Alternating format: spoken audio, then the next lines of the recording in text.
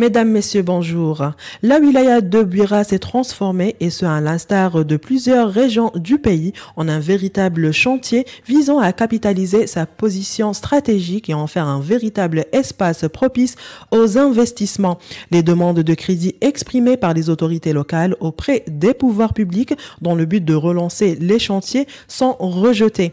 Les bâtisses devant abriter en plus des locaux de l'administration locale et les services de santé enregistrent des dégradations avancées.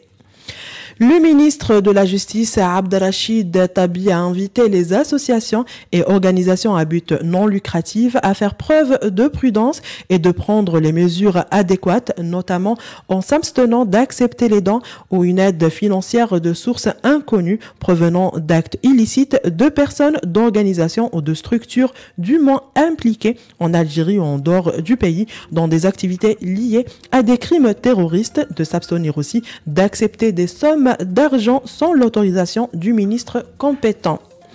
Le tribunal correctionnel de Dar el-Baïda Alger-Centre a condamné aujourd'hui Abdelhamid Melzi, l'ancien directeur de l'établissement d'État Moriti, à 3 ans de prison et à une amende de près de 400 millions de dinars. Ces jugements interviennent après les requêtes du procureur qui s'élèvent jusqu'à 7 ans de prison et une amende conformément à la loi à l'encontre du représentant de l'entreprise de construction chinoise basée à Paris, tout en l'empêchant de conclure des affaires pendant une période estimée par le tribunal.